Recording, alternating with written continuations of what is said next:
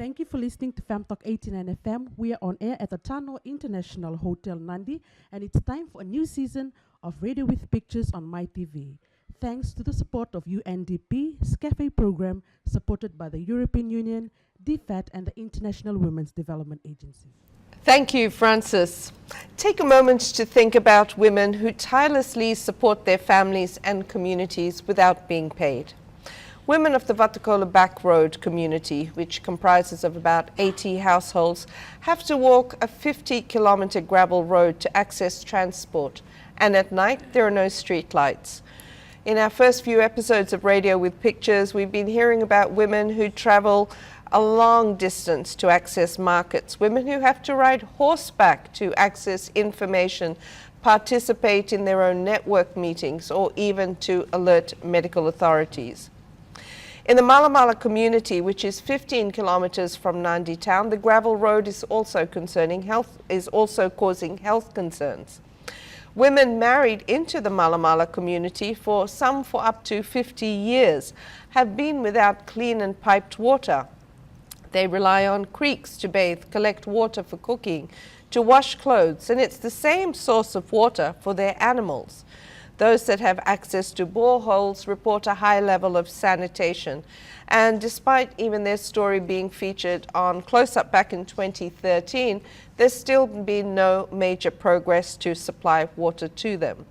Women in Nakavu village and Tavarau, which is between Lautoka and Ba, only have a few hours of water a day, often during at night. For more than 20 years, families living in communities from Korodnumbu in Ba and Navutu in Lautoka have been without electricity. Most of them are informal communities. Now, the burden of unpaid work is a major human rights issue due to its impact on women's poverty and their enjoyment or their lack of enjoyment of rights. What's happening when women's work is not accounted for in the national economy? It's further marginalizing women's work in social and economic policy making in the development framework. What makes this worse is, as we continue to hear, the underrepresentation of women in a range of forums, whether it's in the Tekina meeting or in the District Advisory Council meetings or other local government and governance structures. Here are the women. In this new series of Radio with Pictures, filmed during our Western Division consultation, which involved close to 50 women leaders representing a constituency of 3,000, women of all diversities, from young women, LGBTIQ and disability rights activists, have talked about their development priorities. To share with us these discussions, we have Dorothy Bali. Dorothy is the rural convener and correspondent for FemLink Pacific in Ba. We have Regina Tale-Lola of the Pacific Rainbows Advocacy Network, Pauline Nandroy of the Song of Akamarama in Nandronga as well, and Sokoveti Lutamailangi from the Namotomoto Youth Club. I wonder if we're going to talk about horseback riding today. Now, in terms of the issues, Dorothy, if I could start with you, because you were also involved in some baseline interviews recently for FemLink Pacific. What are the issues that you have been hearing? Are they only about infrastructure, or is it linked to economic security? Well, Sharon, I am dealing with quite a group of women. I have dealt with elderly for the past 16 years, and their issue is mainly a medical issue, as well as access to social welfare department. And also, while doing my baseline workshop, I've also noticed that women are more involved in income generating project, and I'm very happy to know that whatever resources are available, they try to recycle it and make a product and try and sell it in the market. So it's very encouraging. Okay, thank you. What about you, Paulina? What are you hearing in terms of the issues? In terms of issue concerning my village in Nanduri, some of the women,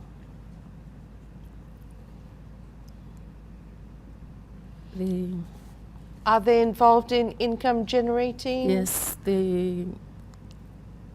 What are they making? They're making like in small business, selling like canteens. So they have a canteen project? Yeah. Okay. How many women are involved in the canteen project? And how long have they been running this business?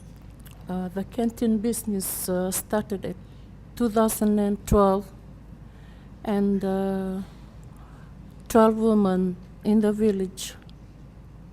Are involved in the canteen. Yeah. Are you one of those women? Yes. So what do you do every day? How do you plan your business? Tell us about how you got started as well. Yes. I hope to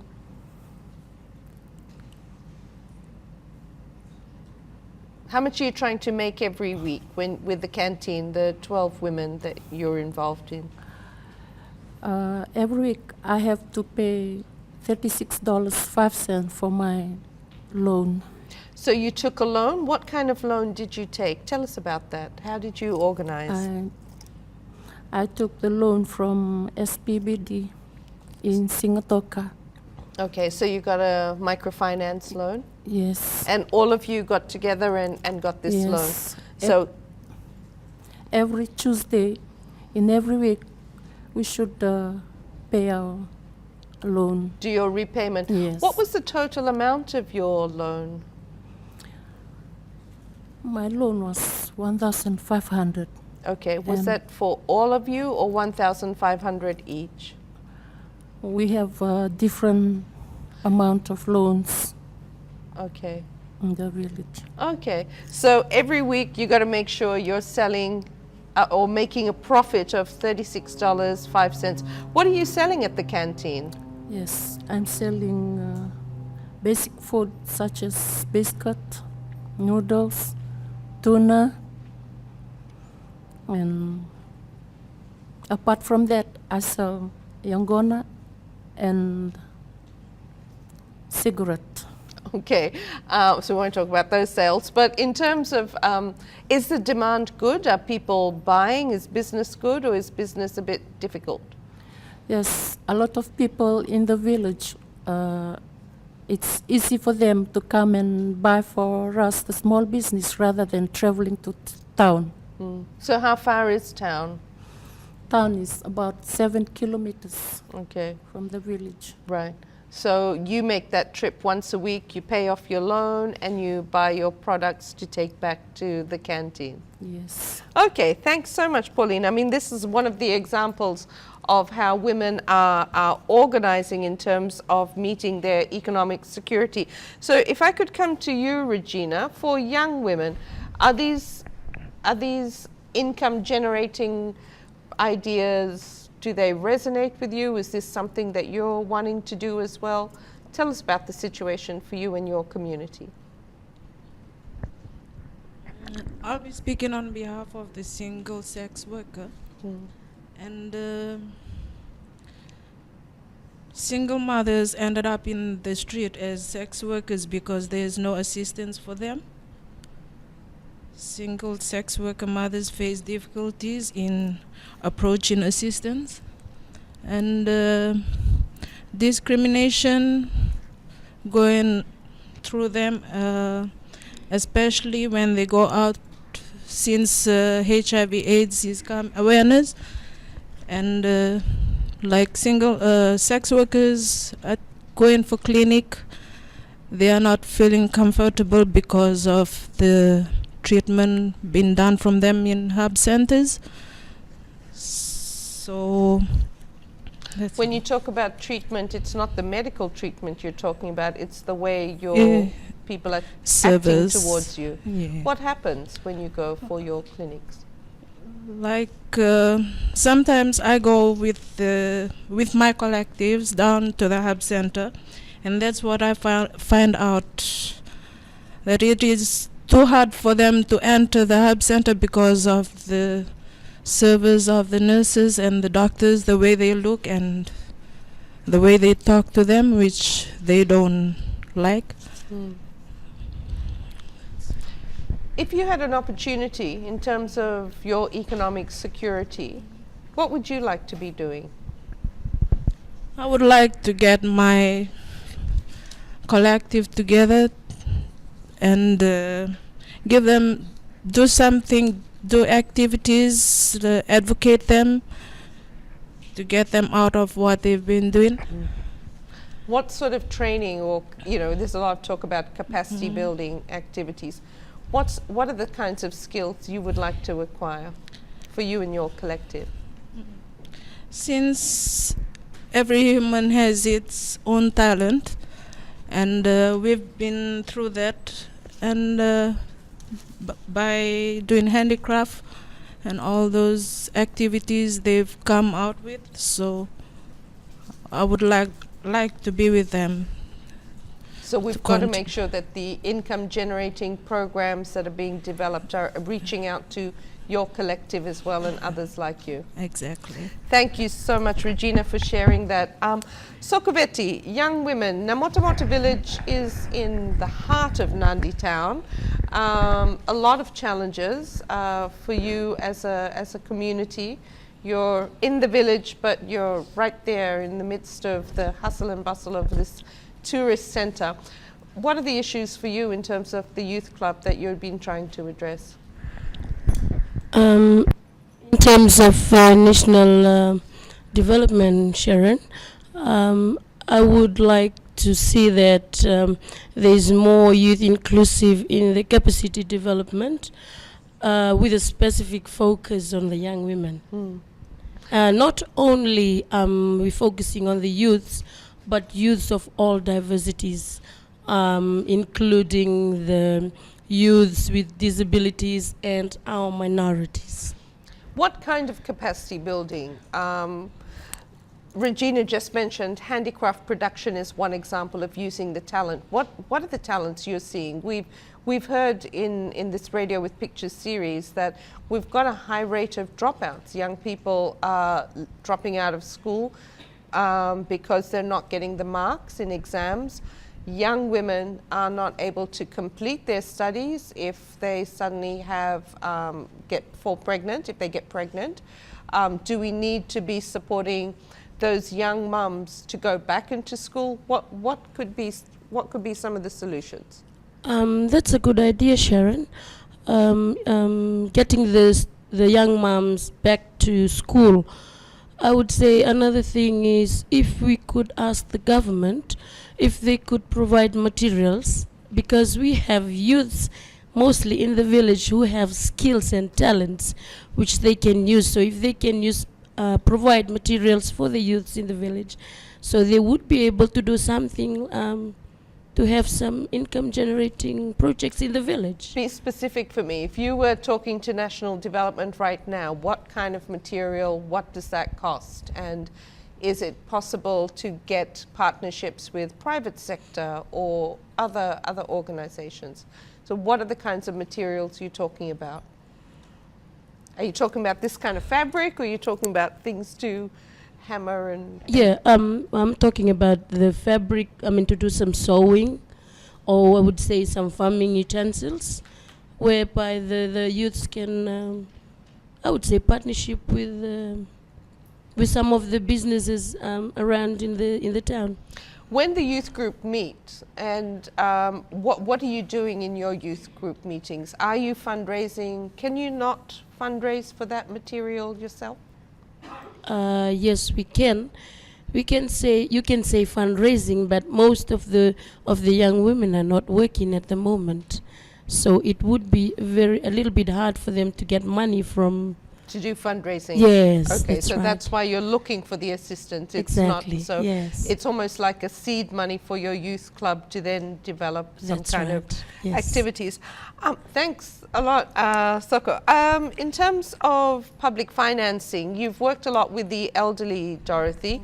There's been a greater increase in the focus on services for the elderly in the Western Division, also in the capital city. But how do you want to see financing for the elderly continue? What does that look like in terms of a national development plan? Well, Honestly speaking, firstly, I would like to say I would like to have an elderly citizens in every community, in every district, and there's only one in Ba. And at the moment, the seniors, the center we have, it's a very small space we are having, and I would request our government if they could give us funding to make or even give us a land and construct a bigger building for the center. At the moment, we are getting partial funding from the government, but I'm sorry to say this, but we don't have much support from our local town council as well as the business people. I'd like if the town council could be more involved in these kinds of centers, because our elderly and our people living with disability should not be neglected. We should realize that our elderly have contributed a lot towards the betterment of our country. I want to ask you, I mean, when we talk about the elderly, I'll tag it at 55 and over. That's supposed to be like this retirement age. But are the elderly still productive? Are you talking about support that sees them not just as social welfare recipients, but being part of the ongoing productivity? What are they doing? There are some elders who are very productive. I'd like to give an example. Like at the Bar Senior Citizens, there are about 4 or 5 elderlies who come early as 6 o'clock in the morning, and I must say they are in their late 70s. They come with their produces. They have got land and they they plant vegetables and all that. So what I'd say, talking to them, some of them, they leave the house as early as 4 o'clock in the morning. They have to cross the creek, and then they just come in their house dresses, and they cross the creeks. They come this side, and then they have to change their clothes and get the vegetables together in the sack, and then catch the first early morning transport and come to the center to sell the produce. So yes, most of them are quite productive. Okay, thanks, Dorothy. Paulina, you're seeing, we're talking about productivity. Women are very productive, but not getting paid sometimes for the kind of work you're doing in your community. How much do you pay yourself at the canteen? What do you earn? You've talked about your $36.05 weekly repayment, but how much are you earning? What is the cash that you're able to save? My cash flow is sometimes $80, and I used to give my saving, which is $10 every week. So you're able to save that much out of your cash flow, and after doing the repayments. How much would you like to make a week? If you were running a business, you would be receiving a salary as well. What kind of salary should women like yourselves who are running the village canteens, doing the community work, be earning? A woman should be earning about $200 a week, a month? Week. A week, because you're saying you're talking about the cost of living, right? Yes. Okay, so I'm going to come across to here. Are young women, is that something that you'd like to be earning, $200 a week? Is that a good income right now? That's a very good income, Sharon, because talking about 100 or 150, you still can't afford to buy some of the things. Mostly your needs that you need every day, like food and clothing. You need $200, I would say, for a week. And that's living in the village environment. Yes. Regina, you talked about single sex workers or sex workers who are single moms. What would you like to be able to earn for yourself and your children on a weekly basis if you had secure employment or income generating programs? I would like to have 300 to 350 a week, since I'm paying rent. And I've got children to look after, food on table.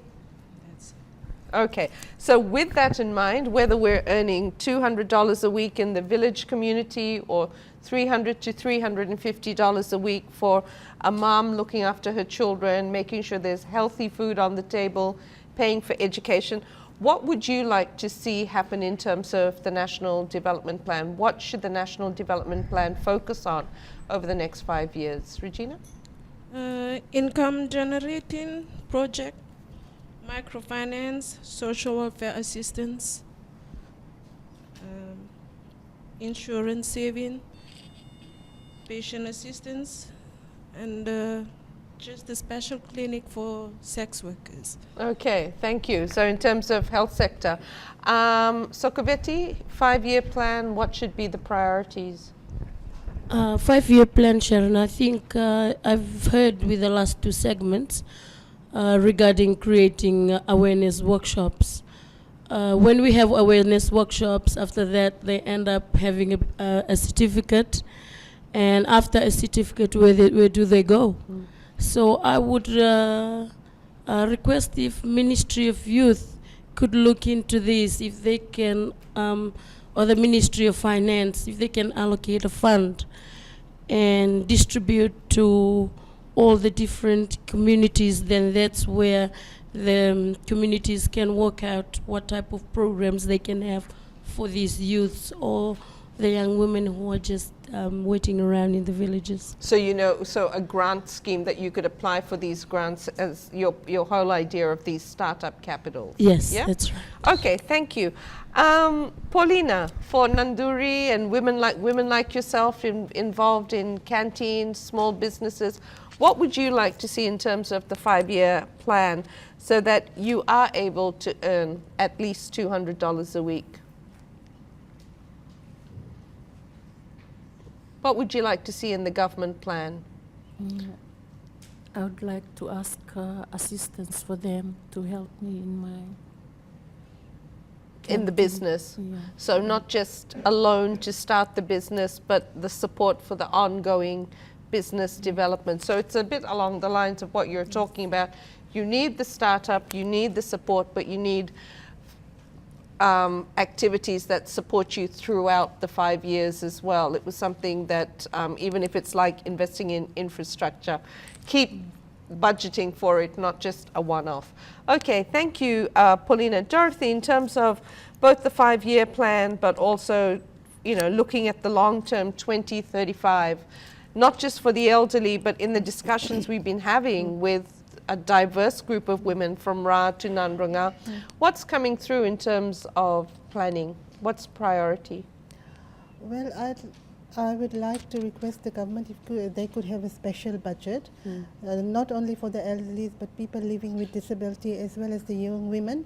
And also if they could construct more vocational centers where young women and young people can go and take training rather than just roaming around in the roads.